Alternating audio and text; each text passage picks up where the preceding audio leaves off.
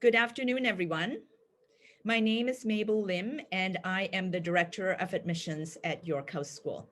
It is my great pleasure to welcome you to our virtual grade 1 to 7 open house. Thank you very much for taking the time to explore York House School for your daughter. All right, and hello everybody. My name is Stuart Lampy. I'm the admissions associate. It's so exciting to have everybody joining us today. Before we get started, I just wanted to give you a few tips on how to best use Zoom for this webinar.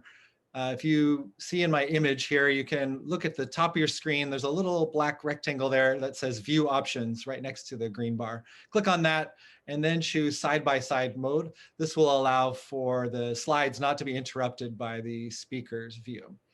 Also, if you're watching this on a cell phone, such as an iPhone, you do have the ability to move the speaker's view around. Like if you just touch the screen, you can move our little heads around. And then lastly, our chat feature has been disabled, but we're gonna have time at the end for the Q&A. So if you notice at the bottom of your screen, there should be a button called Q&A. So we'll use that later on. And now I pass it back to Mabel for the next slide. She'll talk about the agenda for today. Thank you, Stuart. So this is what you can expect for this afternoon. You will hear first from our head of school, Julie Rousseau. Following Madame Rousseau, our junior school director, Carolyn Green, and our junior school assistant director, Sarah Gervin, will do a junior school overview. Stuart and I will then return and talk to you about the admissions process. Following us, you will hear from one of our most experienced student ambassadors, Emma, who will tell you about her time in the junior school as well as share some of her experiences in the senior school now that she's in grade 10. After Emma, you will hear from Lynette, a wonderful parent ambassador and very active parent volunteer at York House, who also happens to be Emma's mom. Finally, we will have a few minutes for a questions and answers live session. We've received some of your questions already, and hopefully many of your questions will be answered by this presentation. But at the end, we will have a few minutes for live Q&A. And now it is my great pleasure to introduce our head of school, Julie Rousseau. Thank you so much, Mabel, and welcome everyone to today's open house. We are certainly thrilled to have you here.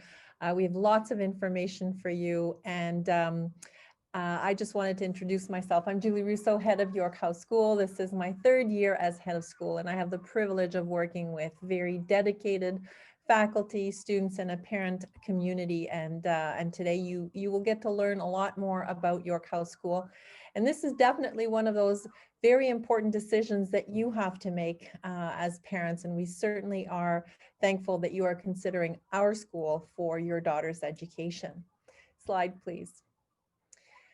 At York House School, our mission, as you can see here, is to empower our students to become active global citizens with the courage to act on their beliefs and make a difference. Beyond the regular program, which I'll speak to you briefly in a moment, we certainly want our girls to be able to take on the world, really, to be ready, not only with a strong academic background, but dispositions that we really firmly believe in. Next slide, please. And these are some of those dispositions that I think are very successful dispositions to have, that students should really develop. Competencies, ways of thinking. How do we think critically? How do we decipher information? How do we analyze? How do we be curious and engaged? Tools for working and collaborating with each other and networking, not only in real time, but also via the use of technology. Ways of working and collaborating with each other, understanding each other, and of course, skills for living in the world, which speaks to the development of social and emotional skills that are very important, understanding others, communicating with them effectively, and collaborating. Next slide, please. This is an overview of our Global Competence Framework, a program that is filtered through from junior kindergarten all the way to grade 12. And at the very center of it, as you see, global competence is our mission to empower our girls to become active global citizens. And then on this arch that you see where we have foundational literacies, of course, our program seeks to reinforce literacies such as numeracy, literacy, physical literacy, digital literacy as well. Skills for living in the world that I'm speaking about, being able to engage with others, understanding perspectives. And then, of course, knowledge, which is about all of the different curricular academic subjects. And then, of course, social and emotional well-being. We want our girls to be able to thrive, to be able to feel well, to self-regulate, and to really engage with the people in their community, but well beyond. And at the center of all of this, of course, is to empower students to understand and act on issues and opportunities that matter to them. So to do that, we really want our girls to begin by knowing themselves, understanding who they are, understanding what unique traits and passions and skills they bring. Investigate the world and be curious about the world around issues that matter to them. And then take in others' perspectives, research on other ideas and thoughts, and connect those ideas. And then really, we want our girls to be able to gather that information and take informed ethical action. So a lot of the work that we do is to make sure that we're moving from making it real, making it relevant. And we want to promote those learning experiences in the junior school and throughout. But maybe this video will really help you to understand the work that we're trying to do. Please enjoy.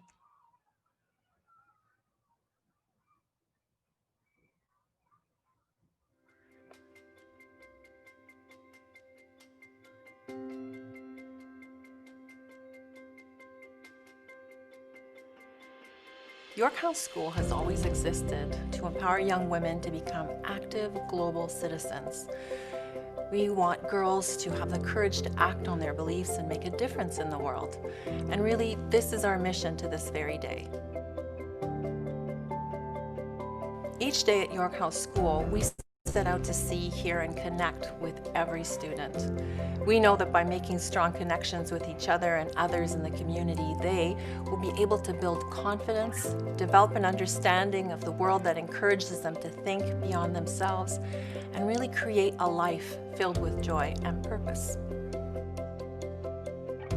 The world is changing rapidly, and more than ever, we are connected on a global scale. The questions, issues, and opportunities that our students will face will require them to be globally competent, which means they will have the knowledge and specific skills and mindsets to navigate a complex world. Globally competent students will have the capacity to understand and act on issues of local and global significance. These are the competencies that universities and employers are looking for. As they are getting older, the world seems to be getting smaller. Through our conversations and our discussions and from what they learn about themselves, but more importantly from other people that are out there, they see that the human need is to have this sense of belonging. I think it's really important that that's kind of the foundation. So as they get older and go through the years here at York House, that hopefully will be built upon throughout the years. I created a project called Seniors with Seniors, where Yorkies go to 2 different elderly homes once a week and spend time with them by playing board games. Something that I discovered about myself through this process was I really like spending time with the elderly. They have so much to share, they have so much life they've lived. Just hearing their story and getting to know each one of them and building a connection with people that you would have otherwise never have known is just really amazing and really powerful. In their lifetime, we know that students will grapple with issues like climate change, migration, and social justice. And at York House, we help students identify and frame problems that matter to them and to the world, and work with others to seek and design solutions. I think it's crucial that a school encourages individuals to take action in their community and in their respective world, because the habits we develop and the mindset that we develop in high school, I'm a firm believer that it really can impact the way you see things in the future, and instead of just sitting back and going, oh, well, someone else will take care of this, or, oh, I guess this issue will never be fixed, even though it's something that they feel strongly or passionately about, I think that they should feel empowered to action. And I think that really starts in the mindset and in the community that is developed in school.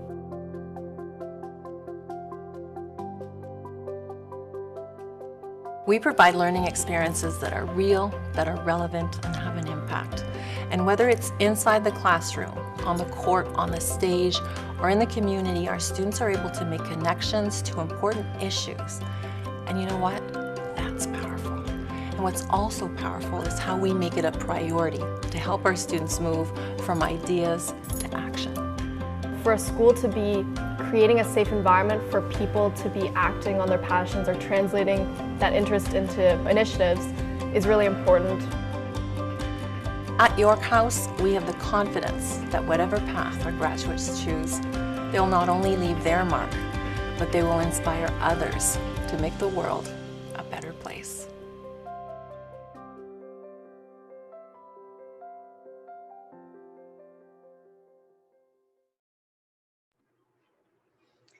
Good afternoon, everyone. I'm Carolyn Green, the director of the Junior School. I know that what is top of mind for most parents at this time is, what does school look like with the health and safety protocols being implemented due to COVID-19? So I'm going to take you through a brief overview of the measures that we have in place to keep our students and our staff safe. Then next slide, please. Currently, we are on stage 2, which requires that we follow certain guidelines set out by the government. Needless to say, safety is at the core of all of these guidelines. We take it very seriously and always consider safety first, always, and last in absolutely everything that we do. Next slide, Ben.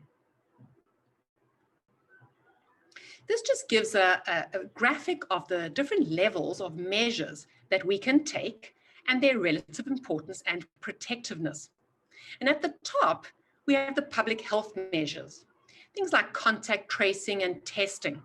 At school, we support this by keeping seating plans for all our classes and for the buses to support this. Next, we have environmental measures, which includes things like signage, which prompts people to keep that 2 meters physical distance and also to wear masks. It also includes regular cleaning and disinfecting. And of course, being outdoors as much as possible, because this, we know, is when there's the lowest risk of transmission. At the next level, we have administrative levels and measures. And these include things like staggered schedules to reduce congestion and just basic changes in how we do things around the school to keep everybody safe and to reduce transmission.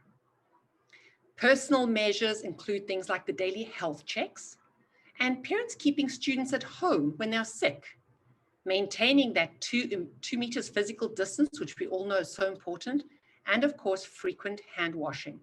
And finally, and interestingly enough, the least protective are in fact the PPE, or personal protective equipment, such as masks and gloves. Next slide, Ben. So now if we just focus on the junior school and we look specifically at what we're doing. We do have our students outdoor as much as possible during recess and lunch and in lessons that lend themselves to outdoor learning. And we have them in specific zones so that they're kept in their learning groups to keep their bubbles as small as possible. In the classrooms, we have plexiglass where the students are facing each other. And we have a lot of signage throughout the school to help guide and remind the students and staff of what they need to be doing. We also have introduced frequent hand hygiene as a part of our daily routines. Next slide, Ben. And here we see a couple of photographs. The one on the left is a plexiglass in a primary classroom where we have these square Naturopod tables and the girls face each other. So with the crisscrossing plexiglass, each girl has their own cubicle. And on the right, you can see this is a music room in the junior school where there is plexiglass separating the students and the teacher. And you can see on the ground where the musical instruments are laid out with the 2 meters physically distancing. Next slide, please, Ben. These are some of the signs that we have throughout our junior school. On the left, you can see we have one stairway that goes up, and there's another stair that comes down, so that alleviates congestion on the stairs. You can see we have our famous little tiger there showing physical distancing. And on the right, we have the York House rose encouraging physical distancing. And in the bottom diagram, you can see we have two-way arrows through our hallways to keep the students separated when they're walking. And then we have a lot of cleaning and disinfecting that takes place all day long, especially with those high-touch surfaces, which are being continuously wiped down. For example, things like door handles and stair railings and washrooms. And on the right is just an example of one of our laptop and iPad computer carts. And this particular photograph shows all our iPads. And on the top, you can see the disinfecting kit that we use to keep all of the iPads clean between student use. For administrative measures, on the right, you can see the big questionnaire, health check questionnaire that every visitor or staff member goes through every single time they enter the school. And this is just to make sure that anybody coming into the school is healthy. And of course, we do similar health checks at home with the parents and students. And then as they come into the schools, myself and Sarah go through every single student and greet them and check that they are healthy before they come into school. We also have staggered schedules just to make sure that we don't have that congestion at peak times, like in the morning and the afternoon and recess and lunch, and moving around the school. Learning groups, sometimes they're referred to as cohorts, are just small groups of students and their teachers that don't mix with any other groups. So we keep our bubbles relatively small at York House School. Thank you, Ben. Next slide. And for personal measures, as I mentioned, really it's so important that we stay at home when sick, and that keeps the virus out of the school environment. We also really work hard to keep the physical distancing, but for young children, especially elementary children, the most important thing is to minimize physical contact. And in this particular diagram, you can see this is an entrance to one of our classrooms, and you can see the silver hand hygiene, hand sanitizer dispenser that students will use when they go into the classrooms. And all the classrooms have these, and so does the school entry and exit. And then personal protective equipment.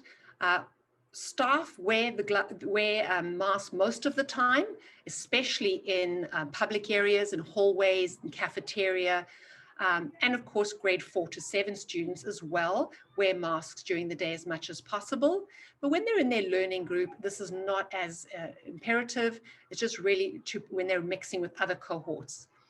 Although as much as possible, we do keep our learning groups apart. It is always optional for young students to wear masks because it is known that they fiddle with their masks and touch their face a lot, and we want to try and avoid that. Thanks for listening. I hope that I answered a lot of your questions around COVID and perhaps eased some of the anxiety that you might be feeling about sending your daughter to school during the pandemic. I'm now going to hand you over to Sarah Shervin, the Assistant Director of the Junior School, and she's going to give you an overview of the programming. Thank you, Carolyn. Good afternoon, everybody. I just really want to extend a warm welcome. We're sad that we can't see your faces in our building and that we can't invite you into our wonderful facilities. Before I get started, one of the things I just want to say is I've had the great fortune to be a teacher in the senior school, now an administrator in the junior school. I work closely at the little school with the teachers and students there. And I'm also a parent at York House School. And I just have to say, I think one of the things that sets us apart is how deeply everybody in the building cares about these young people that we're working with. And as I said, I've experienced that both as an employee here and also as a parent, and feel very grateful to the school for the amazing opportunities for my daughter and for myself as well. So this is a beautiful place to have a young person grow up. So I'm going to give you a couple of moments here of a junior school overview. Maybe Ben, we can go to the next slide. So as I said, welcome to the junior school. I'm excited to share with you our innovative programs, our amazing faculty. At the heart of our school is our belief that a well-rounded young person has the tools they need to go out into the world with confidence and passion. This starts at the little school and the junior school by teaching girls to know themselves, to understand each other and their teachers, and then to develop a deep curiosity for the world around them and the ways in which we communicate and share who we are and what we know. Next slide, please. At York House, we believe in laying down the foundations for a strong education. So this starts with all kinds of literacies, which Julie mentioned in one of her earlier slides. There's reading and writing to numeracy, physical literacy, musical, social emotional literacies, just to name a few. With regards to reading and writing, which is really one of the main foundations, for the past 2 years, our faculty has had the great fortune to work with Adrienne Gear, who some of you may have heard of. She's definitely an expert in our field and a BC, a homegrown expert in the field of literacy. In this picture here, you can see a grade 1 student working on their brain pocket writing. And brain pocket writing is a list of ideas that students can turn to when they want a topic to write on. They can write from their memory, they can write from facts they know, or from their imaginations. So to begin this school year, every student from grade 1 to 7 wrote about something in their lives, either a friend or a season they love. This type of writing helps students connect to themselves, and it helps them understand that we all have stories to tell. It also helps students or teachers get to know their students through these individual stories. Next slide, please, Ben. For the last few years as well, in numeracy, we've been focusing on developing a growth mindset, which lots of you perhaps have heard about. If you have older daughters, you may have heard them say things like, "I'm bad at math." We're working hard to dispel this myth that some students are naturally good at math and others aren't. With a growth mindset, which is the foundational attitude that all students need towards their learning, we're teaching our students to say things like, "I'm working on this," or "I'm not as good as I want to be yet," and that "yet" being one of the key terms that we use with the growth mindset. We believe all young women can become mathematicians with persistence and hard work. To launch this discussion with faculty, we led a book study last year on mathematical mindsets. And this is a book about obviously having a growth mindset in math. Next slide, please. My name is Brent Jackson. I'm the York House Junior School Athletic Coordinator. I'm also a PHE teacher. Here at York House, the girls have physical and health education every 2 days. And when they're not busy doing PHE, a lot of our girls look to do extracurricular athletics. We offer a whole bunch of different teams, and our philosophy around this is to get the girls busy and active and staying healthy and happy for life. We're more interested in girls who can go on to university and feel confident and have high physical self-efficacy than whether or not they go on and become superstar athletes. The sports that we offer in the fall is cross-country running and volleyball. In the winter, we have swimming and basketball. And in the spring, we do track and field, and we also do ultimate. We've also added a new sport this year, flag rugby. We're really looking forward to that one. If you have any questions or comments or thoughts, let me know. Brent Jackson, York House Junior School. Great, so you can see Brent Jackson. I kind of put him on the spot there and asked him for a quick minute of his time to share about the PHE program at the junior school. I thought it would be better coming from him than from me. Hopefully you had some of your questions answered there, but physical literacy is such a key component for all of our lives. We want our students to be active for life, to be athletes if that's their passion, but mostly to feel strong, capable, and powerful in their bodies. The video of Brent Jackson shared a little bit here about our athletic programs and about the extracurricular opportunities that YHS offers to junior school students. Next slide, please. Musical literacy is also critical. So all students participate in music classes throughout the junior school. When they reach grade 5, students can choose an instrument and they take part in band as well. They can then choose to carry on with band in the senior school and choir. We have amazing music teachers. You just wouldn't believe the talent that we have in this school.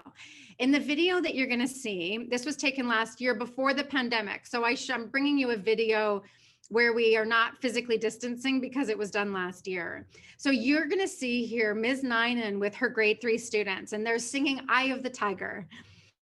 So music can be a great way for students to release energy, to get the sillies out. They find joy in singing, as you'll see in this video. And it also adds movement and physicality to our days. For our current music classes, we are following all the health and safety protocols from the ministry. And as I said, once again, this is from last year. So go ahead, please, Ben, and play this video.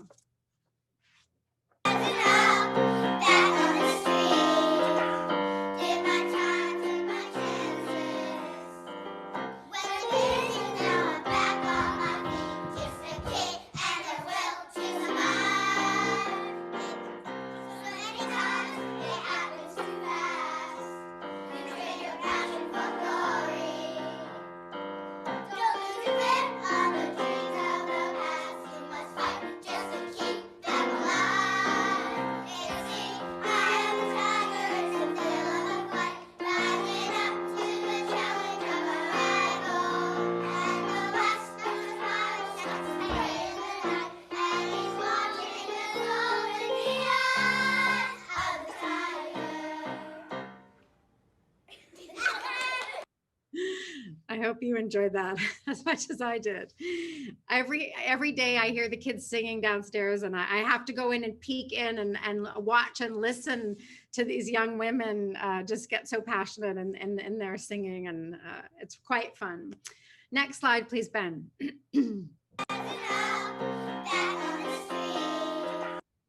Thanks. We're striving this year to deepen our commitment to social and emotional well-being as well because of the pandemic. Although we did have many of these programs underway, we feel like this is our emphasis for this year. In each grade, we're tailoring our programs to the needs and development of those age groups. This year, we've invited experts in social thinking, girls' confidence, and in executive functioning to join us for parent coffee mornings and to share their expertise in classes with our students. For example, we are exploring this book, Growing Strong Girls, with grade 4 students. And Lindsay Seeley, the author, will be speaking at a parent coffee morning in January. Each grade 4 student is receiving a Confidence Code for Girls workbook, and they will be making their way through this book with their teachers throughout the school year. Next slide, please. Our STEAM program is critical to a York House school education. We want students to learn to think critically, to explore math, science, the arts, as well as coding and robotics. Here is a video of one of our amazing faculty exploring coding, math, and art all at once. Hi, I'm Ricky DaCosta. I teach grade 6 at York House. As a task in our classroom, we were working on critical thinking with triangles in mathematics. And once we learned all about the angle measurements and the side length measurements of triangles, we decided to code spheral robots to make them. So our students learned about scalene, isosceles, and equilateral triangles. And then they coded a Sphero to run a program to make those triangles. And then we dipped them in paint and they ran their code to make triangle art.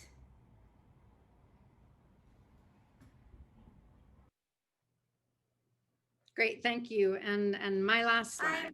Oh, thank you. Okay, so finally, here are some of the examples of clubs that we offer at the junior school. Not all clubs run every year, and we've obviously had to adapt and change some clubs this year because grade cohorts can't mix. However, we try to respond to student interest. And this is, the list here of some of the clubs that we've offered in the last 2 years. So I hope you enjoyed this overview of the programming at York House's junior school. And I will now invite Mabel and Stuart to share with you about our admissions process. Okay, thank you, Sarah. That was great to see all that extra work you did to help see what's happening in the class right now. And also thanks to Carolyn. I know a lot of families were concerned about how things are going to work in each school for COVID, and I appreciate all the work you did to show us about that. So I will start off with a couple of slides about the admissions process, and then Mabel will finish up this section. And so as you already know, our application is available online right now, specifically for grades 1 to 7 and also for grades 9 through 12.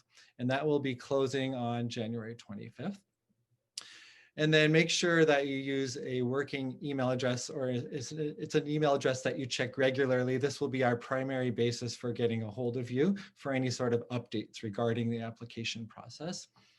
And then lastly on this slide, please note that students and at least one parent must have either Canadian citizenship or PR status, which is permanent resident status. It has to be in hand before courses begin. This is important for our funding and our structure for how we organize our school.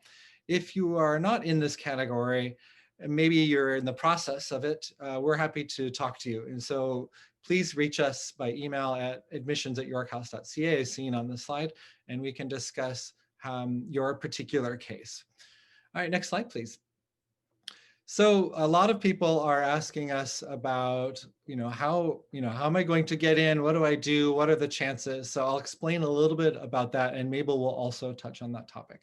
So for non-intake years, grades 1 through 7, it's based on what we call unexpected openings. So in February, our current families must communicate to us if they wish to return for the following school year. So if, for example, someone lets us know they are moving to another part of the world, then we have the opportunity to admit a new student into that corresponding grade. So since a family's plans may change anytime, like in the spring or even in the summer, as an admissions office, it's hard for us to predict if and when we'll have a space for a prospective family. So for example, right now, we don't know of any spaces for grades 1 through 7, but come in the spring, there will be some spots that we will be finding out about. And so this is why we encourage you to apply. And every year, we typically have around 1 or 2 openings in various grades. Sometimes there won't be any openings in a grade, but sometimes there are multiple openings. So having all this in mind, the main message is that we encourage everyone to apply for these, what we call non-intake years. Following that is grade 8. So that is what we do call an intake year. So we do have 28 approximately new spaces every year for students to join. The application process is a little bit different for that grade. And we have information about that available if you would like to learn about that. And it's also on our website. But today we're focusing more on grades 1 through 7. And then lastly, for my part in the admissions section of our presentation, I'll just tell you a little bit about the classroom sizes.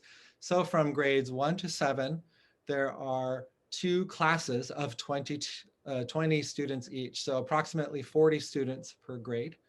And that was so for each class has about 20 students, which is like their homeroom. As you see in this image here, this is a grade 7 classroom in the photograph there. And then sometimes students will have specialty courses such as what Sarah was talking about with the programmable robots drawing triangles on paper. That would probably be part of like a STEAM lab, which is science, technology, education, art, design, and math. So that'd be a specialty thing that the students might go to, or a regular science course, or a French class, and of course, physical health and education, all of these things that they do outside of their main classroom. Okay, so that's just a look at the size of our school and how we're looking at applications based on the grades and what available we have. I'll pass it over to the next slide for Mabel to continue on. Thank you. So after you submit your online application and we've processed it, we assign you a checklist. And that's a picture on the screen that you can see. You'll be able to see the checklist of requested documents and what is due when. So that will help you in terms of applying.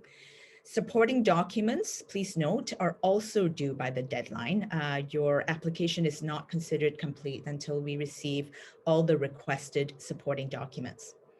Another note, this might be a helpful tip, is that you are able to upload the documents before the online application is complete. So that way you can go ahead and do that whenever you receive or have ready the documents that are being requested. We do ask for 2 letters of recommendation, and from your checklist, you can send the recommendation forms as a link to your preferred referee. For the applicant letter, ideally, a teacher who knows your daughter well can write this letter. But if your daughter's school or classroom teacher cannot do this, You can ask another adult who can comment on your daughter's learning aptitude, on her values, on her character, anyone like that. For example, a coach or a tutor outside of school, even a family, friend, or relative that spends a great deal of time with your daughter, that person can write this letter. And for the family recommendation, any family friend who knows you well as a family and can speak to your values can write that letter. Next slide, please. Our assessments look primarily at reading, writing, and math. We are currently investigating the possibility of online assessments. We are unable to confirm and provide details at this time, but we are hoping this will be possible just in case. We're not quite sure what stage we will be in February, because that's when the assessments typically occur throughout February and early March. For grades 1 to 3, we will only invite shortlisted applicants for assessments and only if we know of an opening. And this is because at those grade levels, tests and assessments are not typically a part of the child's schooling or daily experiences at school. So it does become a bit challenging and we don't want to put them through that situation unless we know of a space. So for grades 1 to 3, again, we only invite shortlisted candidates for assessments and parents for interviews if we know there is an opening. Typically, we do invite all grade 4 to 7 applicants for assessments. And again, this is because those students are a bit older and typically can do an assessment fairly easily. Unfortunately, because of pandemic-related restrictions this year, there will likely be a shortlisting process, and we will only invite shortlisted candidates in grades 4 to 7 to write an assessment. More details will be provided about this a little bit later, but the assessments, as mentioned before, will typically happen throughout February and early March. And shortlisted candidates and parents will also be invited for interviews, and at this point, they will be online. Offers of admission can occur anytime between the end of February, as Stuart mentioned, that is the time of our re-registration for current families. But unfortunately, sometimes we don't hear of any openings until towards the end of school, sometimes even over the summer. So it can be a little bit of a waiting game for our non-intake years, unfortunately. But we encourage you to contact us as often as you would like to check up on the wait list, to ask any questions you might have, and we will share as much information as we can at that time with you so that you can make your decisions in a timely way. And now it is my pleasure to introduce our next two speakers to you. Emma is in grade 10 and has been here at York House since she was in the little school. She's one of our most experienced student ambassadors and has done many in-person as well as now online tours. And she was actually one of my open house speakers a few years ago. After Emma, you will hear from Lynette. Lynette is an active parent volunteer and also a parent ambassador. And now, without further ado, here is Emma. Still shivering after hearing a lion roar outside our safari tent, my eyes fell on a plaque that read, "The best things in life are the people we love, the places we've been, and the memories we've made along the way." Those words captured how I felt on safari with my family in Africa when I was 11. They also capture how I feel about York House, which is one of the best things in my life. Hello everyone, my name is Emma and I'm in grade 10. I have been here at York House since I was 4 years old. Today, I will be going over 4 reasons why I love York House. First, academics. York House has equipped me with a strong foundation in my educational journey. The focus goes far beyond books and tests, and we have many opportunities to do hands-on experiential learning.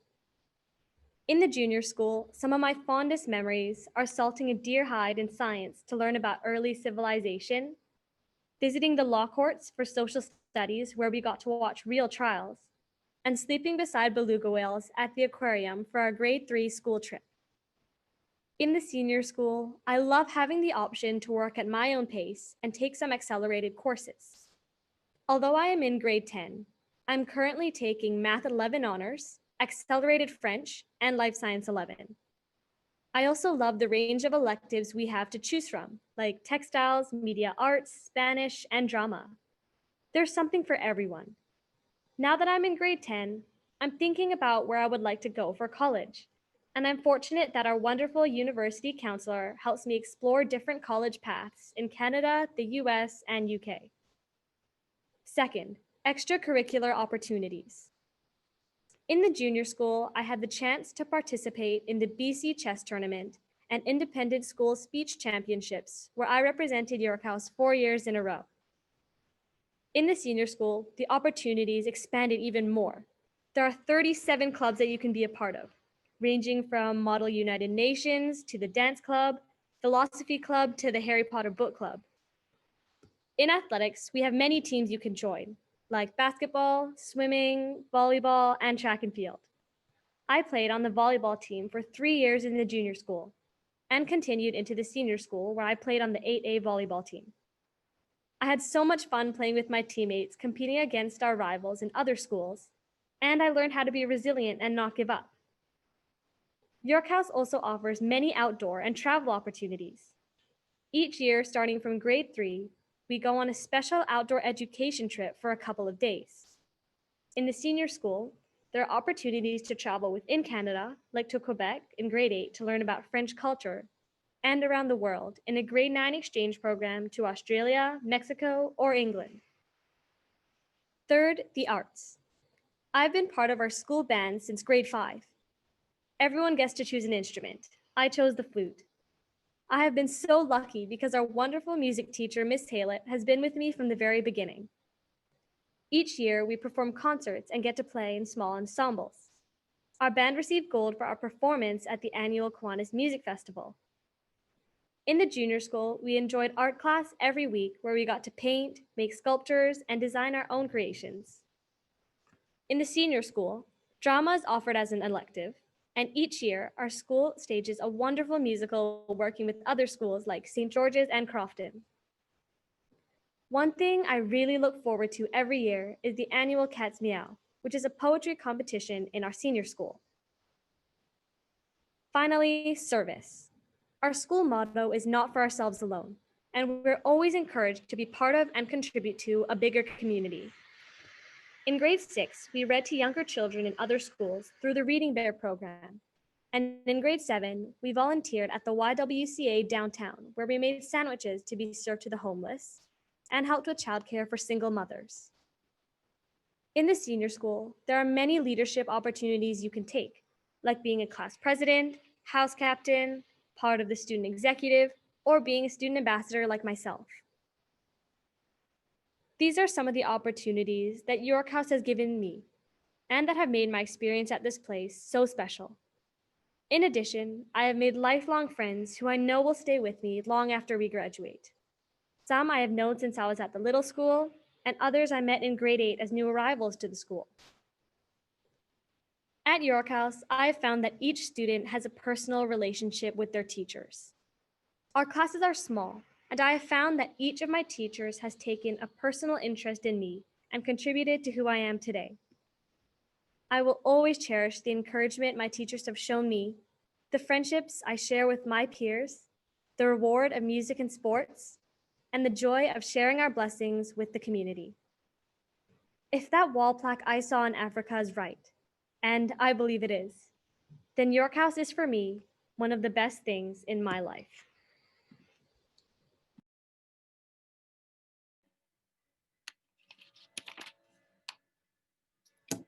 Good afternoon. My name is Lynette, and I'm Emma's mother. We have had the privilege of being part of the York House School community for the past 11 years since Emma joined the little school in 2009. While Emma has been on her own path, I have also had an amazing journey of active involvement supporting her in various aspects of her school life as she progressed from little school through junior school, and now at the senior school. To this day, I can still summon up the words to Dr. Seuss's Green Eggs and Ham, having read that countless times as a parent volunteer in the little school. I also learned what a knight to Queen's Bishop 4 means when I assisted our kindergarten teacher, Miss England, as she introduced the girls to the fascinating game of chess. When Emma moved into the junior school, I worked with a group of dedicated parents to create the Mandarin Club. The girls met every week to learn Mandarin, and they concluded the year with a delightful musical performance of The Wizard of Oz in Mandarin. My husband, Dean, and I were honored to co-chair the York House Annual Fund for a couple of years. The Annual Fund is our passion, and we have both been active volunteers since Emma was 4. The Annual Fund is what enables things like the new STEAM lab in the senior school. This lab will be a place where the girls can collaborate, be creative, take risks, and learn important lessons beyond the classroom. Perhaps one of the funnest events of the year is the annual Christmas holiday market. On this special day, families set up booths to celebrate their own holiday traditions by selling arts and crafts, homemade seasonal gifts, special cookies and jams. The girls volunteer at the booths and help to wrap the gifts, and they have lots of opportunity as well to do their own shopping for their friends and family. The reason I am sharing my own experience is to try to convey to you that there is an almost limitless range of opportunities that will be available to you with your own skills and interests. I have found that the more you involve yourself in school life, the richer your own and your daughter's lives will be. As parents, each of us has something to offer, and York House is eager for you to join in the life of the school. Now that Emma is at the senior school, the focus for us as parents is how to best prepare our kids for the next stage of their educational journey into their adult life. I have been involved in the interview process for my alma mater in the United States for many years. And one of the things I have enjoyed doing as a senior school parent is to help answer questions from Yorkies with regards to the university application process. One of the remarkable things about the York House School community is its richness of parent resources and the dedication and commitment of parents. We see this every year during the Take Your Daughter to Work Day, where many parents take other Yorkies in addition to their own daughters to their law firms, medical offices, and IT spaces. Another great resource that we have found to be enormously helpful is the Tiger Talk series. These are presentations hosted by the school on a variety of critical topics that range from safeguarding the mental well-being of our girls, to entrepreneurship, to the impact of technology on children and families. Many of these Tiger Talks are presented by our very own parents. Today, my role is as parent ambassador for the school. While Emma has been a student ambassador for several years, this is a brand new role for me, and one that I am loving. I have casually listened in on some of the online tours that she has given to prospective families, and this has given me a new window into her school life. I find that I'm continually impressed by the multitude of opportunities that the girls have each day, the high caliber and dedication of the teachers and administration. Dean and I feel very greatly privileged that our daughter is able to attend York House, and we are confident that the school is equipping her with a strong foundation that will enable her to excel and contribute meaningfully in this world. Thank you. Great. Thank you, Lynette. That is super illuminating. Also, thank you to Emma for both of you joining in to let us know about your world at York House. I'm just going to touch on one last thing before we get into the Q&A.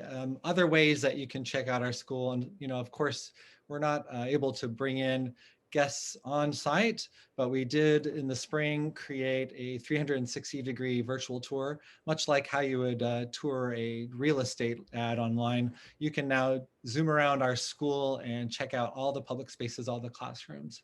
So if you go to our website as listed on the bottom of this slide, that's where you can find out information about this. And also you can find out about our online guided photo tours. That's what Lynette was just talking about. Both her and Emma are amongst our crew of dedicated ambassadors that help set up online meetings individually for a family to go through and find out about what life would be like for them based on their questions. And so if you want to sign up for an online guided photo tour, we have a registration form that you can link to through the website listed on the slide as well. Great, okay, and then let's go to the next slide. And also I wanna say thanks to Ben. He's part of our tech crew here at York House School. He's been helping with all the setup for our event. So thanks to Ben. And I'll pass it over to Mabel to talk about our Q&A period. Great, thank you. So as mentioned previously, we do have a few minutes now for a live Q&A session. Joining me on the panel to answer your questions, of course, Stuart and myself. I believe Sarah Shervin, the Assistant Director of Junior School, will be returning, and as will Carolyn Green, our Director of Junior School. And I believe, yes, Lynette and Emma are going to be around to help answer questions as well. So you can ask us a question by using the Q&A feature at the bottom of your screen. You can simply type it and we will answer it live, or we will type the answer to you. And I will start off because we have already received a few questions. Stuart had emailed all the attendees for this presentation to ask if there were any questions. So the first question is there a curriculum in the school to teach children about bullying and how to prevent bullying? And I will let Carolyn or Sarah take that one first.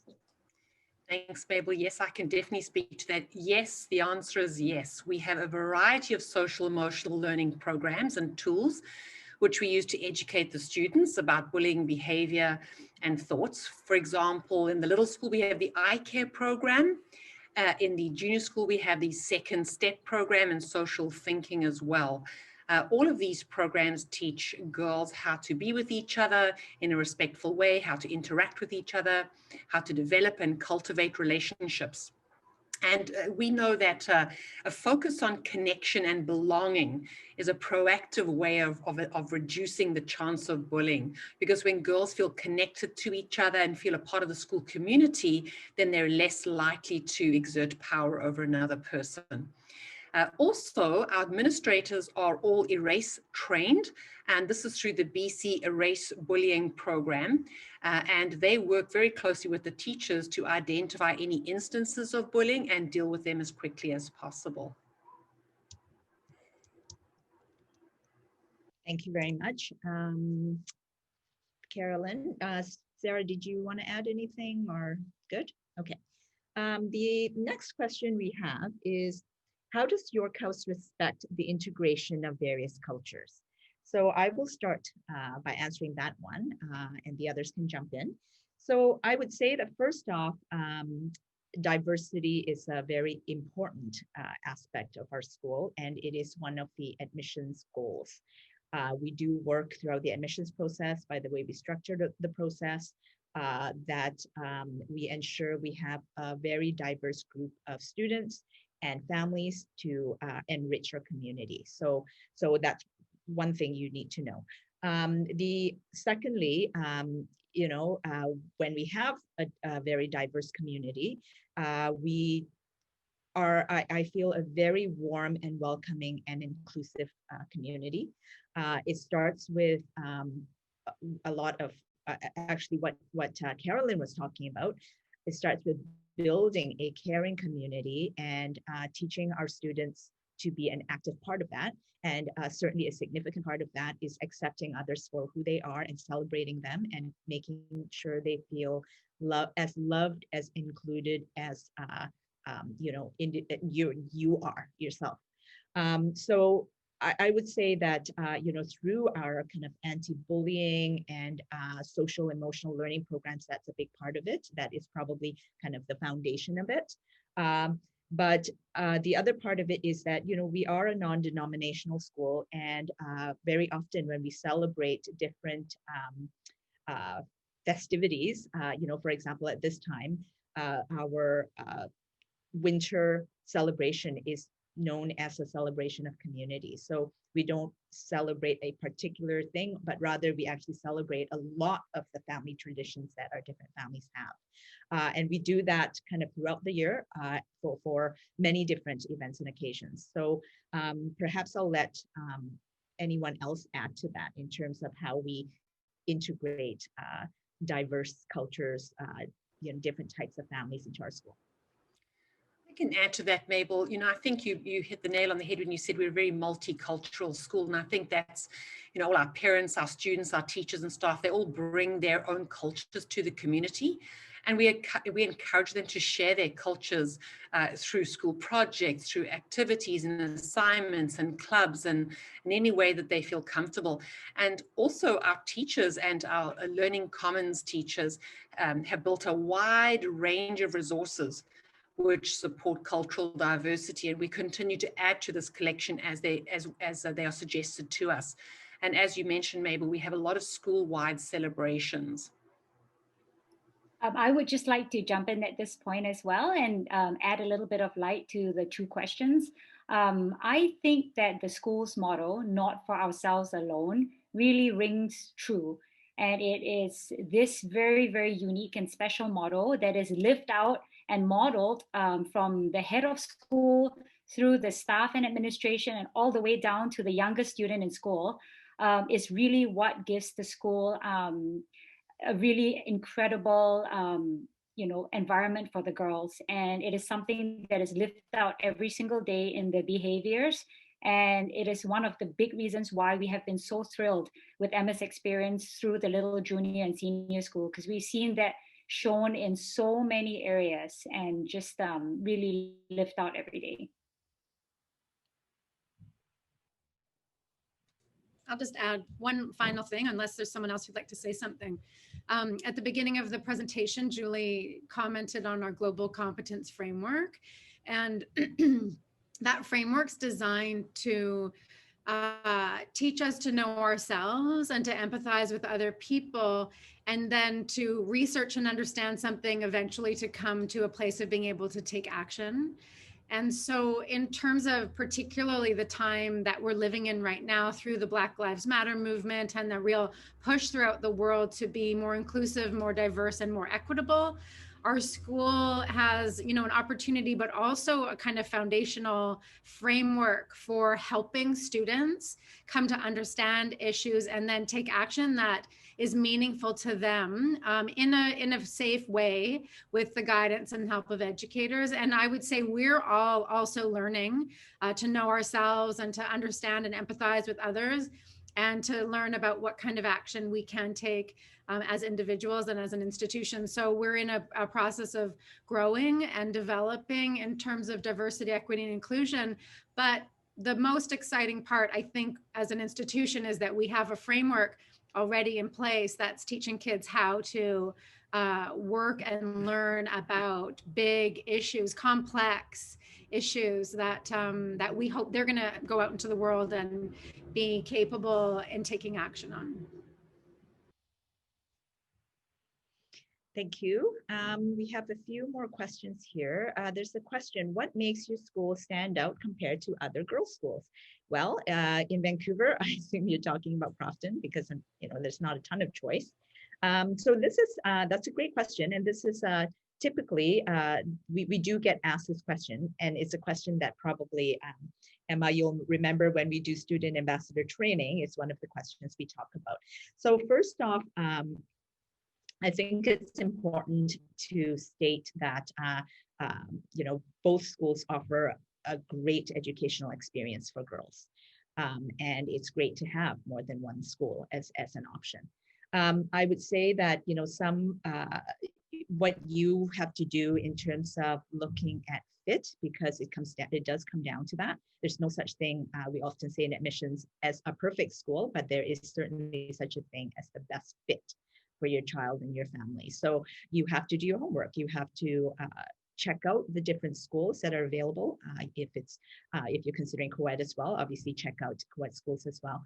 And talk to people, do the open house or do a tour, talk to people that that are at the school, not just people who work at the school. And often you will find a feeling that one kind of is a better fit for your daughter and your family than the other. And that's how so you have to do a little bit of your own homework. Some of the differences between York House and Crofton, I would say, would be that one of them certainly is that York House is quite a bit smaller than Crofton. So to give you an example, starting from about grade 6, they do add another class of 22 girls, and then by grade 8, we are at about 60, kind of mid to high 60s in terms of the whole grade 8 cohort, and Crofton will be at 100 or just over 100. So it, in terms of size, there is definitely a difference. At York House, I think that because we are a smaller size, we really are able to do the small nurturing, community very well. Our teachers know our students very quickly upon meeting them every year, and you really do get a personalized experience where your daughter will feel seen and heard and loved very quickly in the school. And because of that, we also are quite well known. I think if you talk to families who are at York House, one of the things they talk most about is our community. Because we are smaller, I think we are really able to have a supportive community, because you just get a chance to meet, almost everyone, and it's very much a personal connection. So I would say that's one of the biggest things. The other piece will be something that Sarah mentioned, our motto, not for ourselves alone, our global competency framework, our philosophy and our guiding learning principles of taking ideas to action and helping develop young women who are ready and willing and have the heart to act, and where they see action is needed. So I would say those are the things that really, I would say, stand out for York House School. And I'll open it up to the rest of the panelists if they want to say anything else that they feel is relevant for this question. So as a parent, I'm just going to jump in here and say that I couldn't agree more with the 2 points that Mabel mentioned. I would say 100% that York House, one of the most special things about York House is how small, personal, and intimate it is. The incredible personal relationships that my daughter has had with each and every teacher and the administration, every step along the way, they've guided and led her and helped her to pursue whichever interests that she had. And even for me as a parent, just how small and tight that community is, and how much the school welcomes parent involvement. And just for the chance for me to meet other like-minded parents, and with the common goal of raising fine young women, has been a wonderful for us. And again, back to that motto, not for ourselves alone. I truly do believe that this is what makes our school so different, because the girls are taught this from the moment they step foot into our schools. And again, it's like a guiding tenet for, every situation, and for the behavior to put others before them. So that, and the big focus of all of this, and the wonderful volunteer and service emphasis that the school puts on for the girls, so that when they do grow up, they do become contributing assets in this world, no matter which college they go to or no matter which path they take, that is just an underlying tenet for them. So thank you, York House, for all of that. And maybe Emma can comment on, York House, all girls school versus co-ed schools. What do you think? Oh yeah, I just wanted to add one more thing about York House and another girls' school like Carleton, for example. Something about the community at York House I think is really special. How we value other people over ourselves, and not for ourselves alone. And I think that's really obvious in the way, even from the littlest things, the way the girls treat each other, the way the teachers help others. I think that's something that you probably won't find at other schools, which is so distinct to York House, and I really love that. And then you mentioned about co-ed schools versus all girls schools. Personally, I've never been to a co-ed school, but from what I've heard, I can say that being at an all girls school is really, I really think it's much more beneficial like to learn and stuff. And it's just like an environment where you can focus like just like on your like studies rather than worrying about what like boys think of you or like how you look in other people's eyes. And I think there's also like the gender bias that's not apparent, like, you know, how like science and math are like typically reserved for like boys. There's like none of that here. And I think that's really great because there's no stereotypes or like pressure. Thank you. Thank you everyone for jumping in on that one. There's a question here about how do we maintain the Yorkhouse brand of education and quality while students study online because of COVID?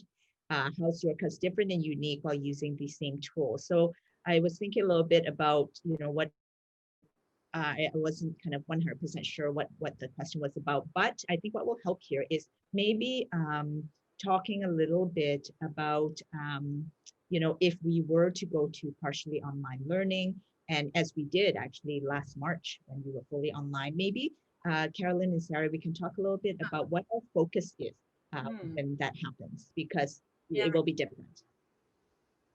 Absolutely, I can speak to this. So we don't have any remote or online learning at this point in stage 2. The focus is that everybody's in school. But when we did go online in March, April, what I think made us unique from all other schools is that we did it very slowly and gradually, and we built capacity, because working with young children obviously is challenging. So, and teachers as well had to, you know, wrap their head around how do you teach a JK or an SK or grade 1, 2, 3 child in this setting. So we started off with very basic core subjects. And then as the families and the students and the teachers built capacity, then we were able to add some of the other subjects such as French and science. And I think what was tremendous was we continue to have STEAM all the way through. So all the girls participated in STEAM projects, or ADST, which is the older version, grade 6 or 7 STEAM ministry course, all the way through our remote teaching and learning. From what I understand from talking to other schools, the highlight for us was keeping the connection with our community. We made that a real priority. So we had assembly every single Friday morning, which was broadcast to the entire community. And it showcased what all the students were doing in all the classrooms, in the virtual classrooms, was really, really important. And I think the last thing I would share was our teachers and our students were really quick to learn about what worked. And they use an iterative process to try and continuously improve what they were doing. So we had a lot of professional development for our teachers to keep them at the cutting edge of all the apps that were available to us and all the programs that were available to us.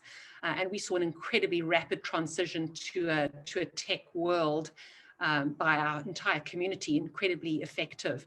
And of course, the students were really amazing. And we actually had students helping their parents at points, you know, junior kindergarten kids showing their parents how to use Google Meets, for example. It was quite a delight for us. And with that, we learned that small groups online are far more effective than big groups. So in the beginning, we started with big, classroom groups, and we learned very quickly that working in small groups with 3 or 4 students was far more effective. So that's in a nutshell what we learned and why I think we were different and particularly special during remote learning. And we will use a lot of what we learned going forward if we ever are in remote again. Thank you very much for that. I think one of the ways we were unique too is, Sarah and Carolyn are both on the admin team with me. We were even back in February already kind of planning ahead. Julie, our head of school, was very forward thinking, and we were really able to kind of put a lot of plans in place very, very quickly. So for example, when schools closed in March, really we were able to get a remote platform on pretty much within a couple of days, was it? The teachers came back. So because we had done all that pre-planning and the work kind of throughout the spring break. So, I think that's part of it too. That is quite unique from what I've heard from other schools, is that really we were able to pivot very quickly. And now with all the learning we've done as well, we will be able to pivot, continue to pivot quickly depending what the stages are. And I think we're all very happy with the way things have gone with all our students back at this time and all our teachers back. So we are grateful for our community. We're really grateful for the resources we have and our amazing faculty and parents. So we're really thrilled about that. Now, I don't see any other questions. Let's see here. You are welcome, Lydia. Just have a comment from Lydia. I could just jump in real quick. One of the, I'm just thinking of how challenging it is for a family to be researching schools this year. It already is confusing, and just being at home, relying a lot on the internet to figure that out is super tough. I just wanted to say that I want you to be careful about rankings. There are some lists out there that try to rank schools as being one better than another one. And remember, those rankings typically are focused on a very narrow amount of academic result information that's publicly available through provincial testing, and doesn't come anywhere close to talking about what the culture and the energy of a school is. And I find that instead of finding the best school, just like Mabel mentioned earlier, you want to find a school that feels right, that checks off a bunch of boxes, not just the one that seems the smartest. And so when you are comparing schools, I think you'll be able to find lots of great options in Vancouver and in nearby cities. But being able to do events like this, where you hear from different types of perspectives, or anything that just start reaching out into your social network of a friend of a friend of a friend will maybe have someone who knows someone who was gone to one of those schools. Just start piecing that together rather than relying on things that you see on a list. Okay, I think that's it for questions. If, please reach out to us beyond this, admissions@yorkhouse.ca. We'll contact all of us on the admissions team, and we will be very happy to answer any questions you might have. Thank you, panelists, for sticking around. Emma, you can go enjoy your lunch now. Thank you. And thank you for joining us, everyone. We look forward to meeting you in person, hopefully soon. Thank you.